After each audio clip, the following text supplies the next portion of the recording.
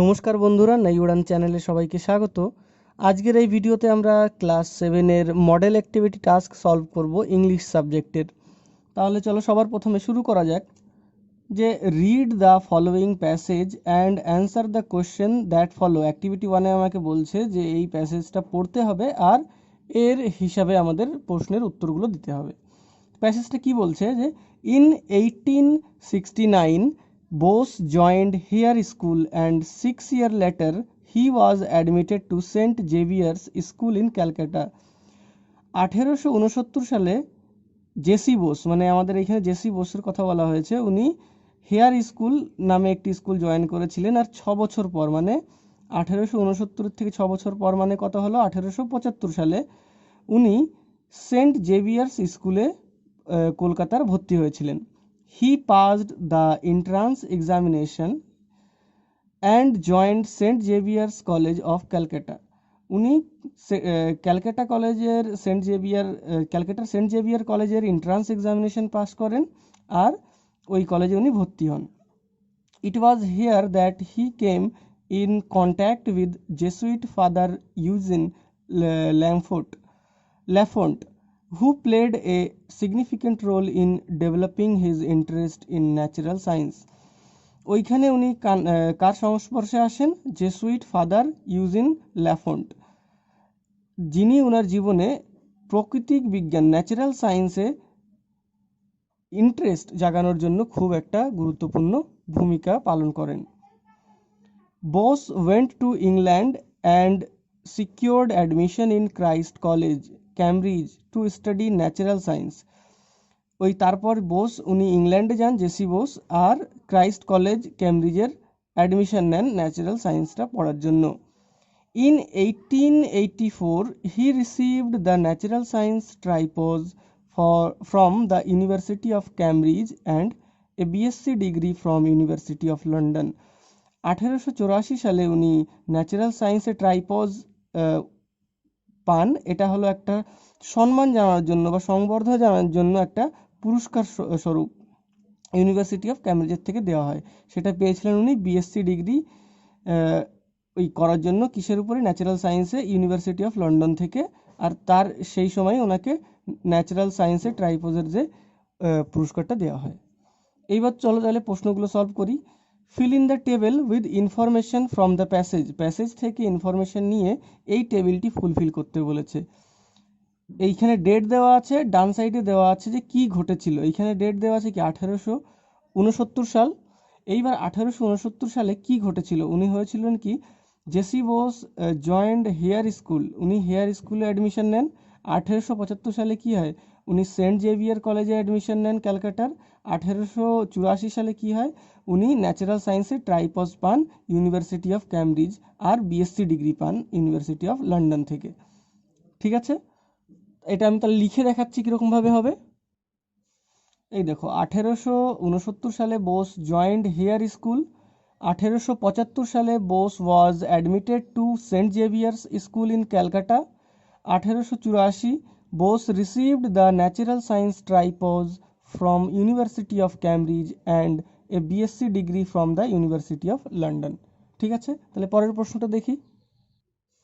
পরের প্রশ্নটা বলছে আমাকে অ্যান্সার দ্য ফলোয়িং কোশ্চেন্স। এই যে প্রশ্নগুলি আছে এইগুলোর উত্তর দিতে বলেছে। From which school did J C Bose pass entrance examination. J C Bose কোন স্কুল থেকে এন্ট্রান্স এক্সামিনেশন পাস করেছিলেন? চলো তাহলে দেখি এটা।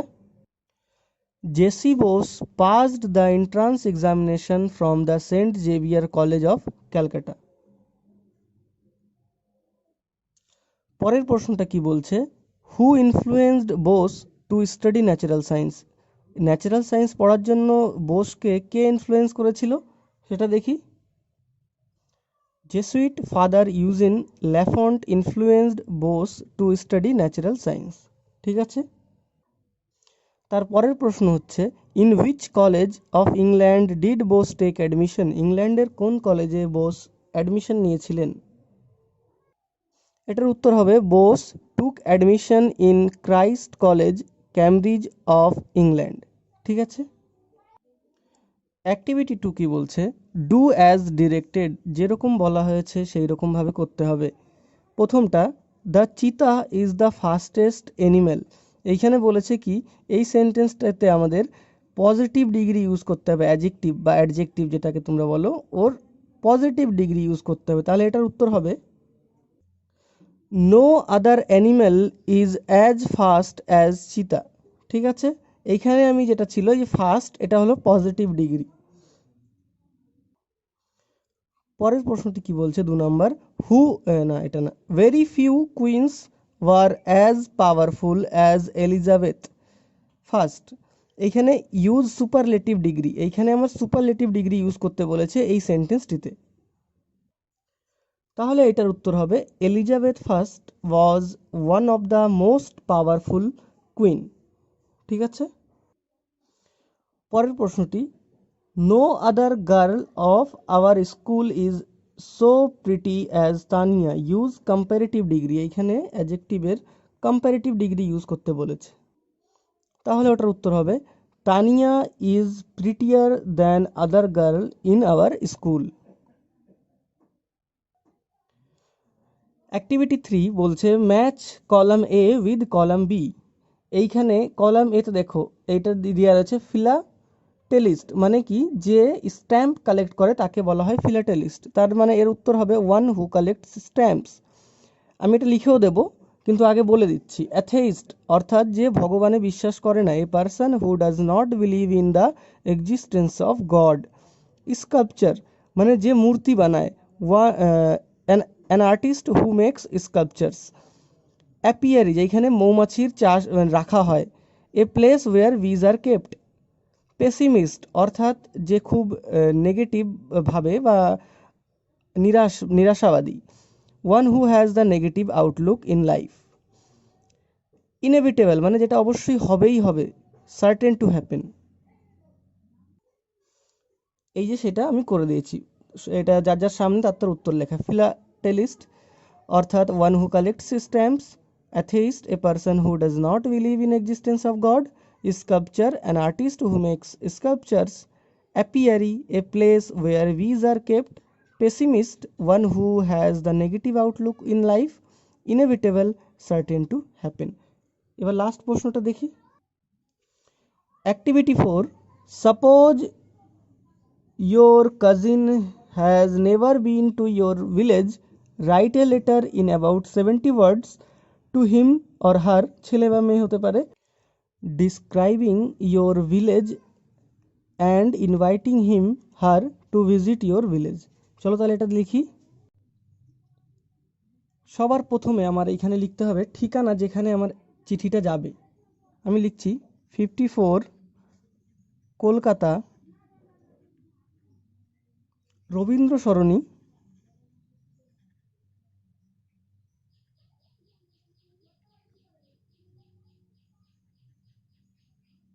তোমরা এখানে তোমাদের ঠিকানা লিখবে যেখানে তুমি চিঠিটা পাঠাতে চাইছো। সেক্টর 4, আমি একটা আনুমানিক একটা পিনকোড নিচ্ছি 700102। তারপরে এইখানে লিখবে ডেট, যে ডেটে তুমি চিঠিটা পাঠাচ্ছ। আমি এইখানে লিখে দিচ্ছি 24 জুন 2021, ধরে নিচ্ছি এটা একটা ডেট। তারপরে এইখানে তুমি যাকে চিঠিটা পাঠাচ্ছ তাকে লিখবে ডিয়ার, আমি লিখছি কিশোর দা, এখানে কমা, তারপরে চিঠিটা শুরু করবে। It has been long time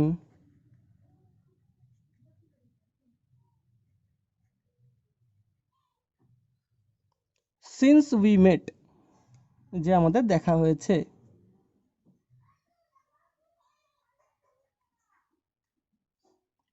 I hope this letter finds you and your I hope this letter finds you and uncle auntie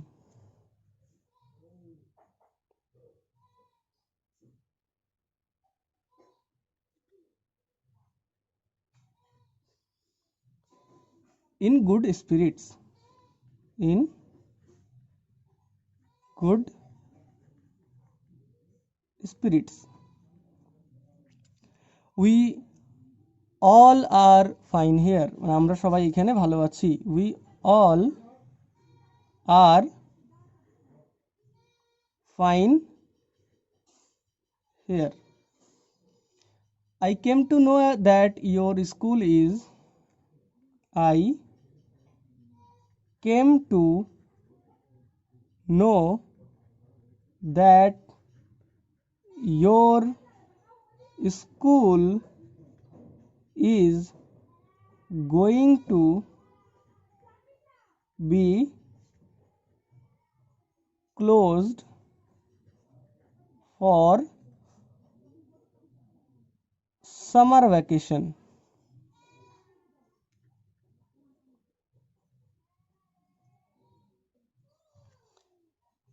I would like to give you a proposal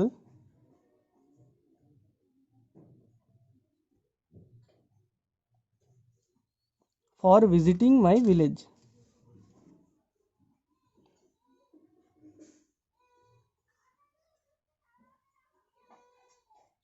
Visiting my village.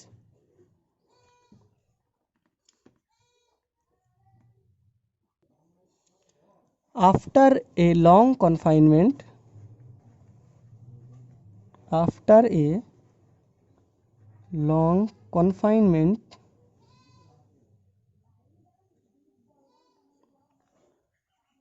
in the city,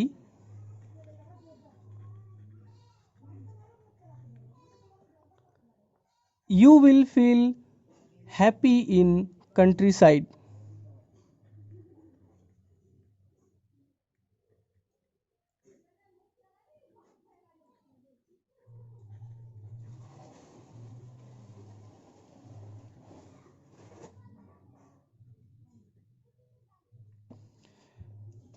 এইখানে আমি para change করব. Here the bank of Yamuna river. এখানে তোমার বাড়ির পাশে যে নদী আছে সেটা তুমি এখানে লিখবে.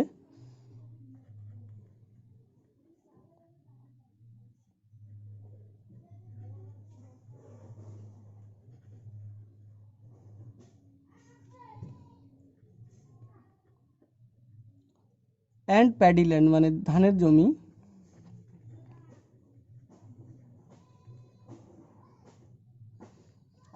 will refresh your mind.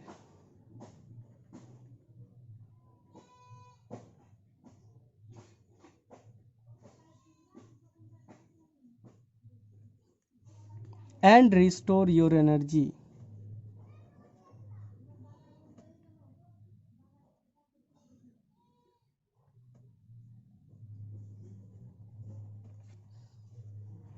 We all will be very glad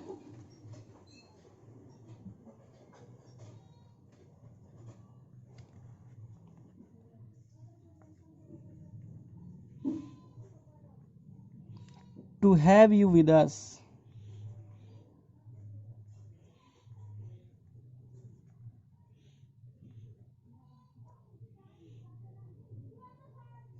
Please try at your level best.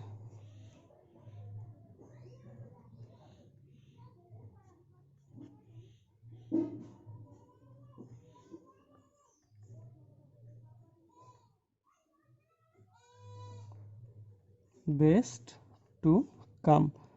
তুমি চেষ্টা করো পুরো তোমার সাধ্য মতন যে অবশ্যই কিন্তু এসো. এবার সবার লাস্টে লিখতে হবে ইয়োর লাভিং ব্রাদার, বা তোমার যদি বন্ধু হয় তুমি লিখবা ইয়োর লাভিং ফ্রেন্ড. যেহেতু আমি এটা আমি লিখছি আমার দাদাকে, আর আমি যেহেতু ছেলে মানুষ তার জন্য লিখছি আমি ইয়োর লাভিং ব্রাদার.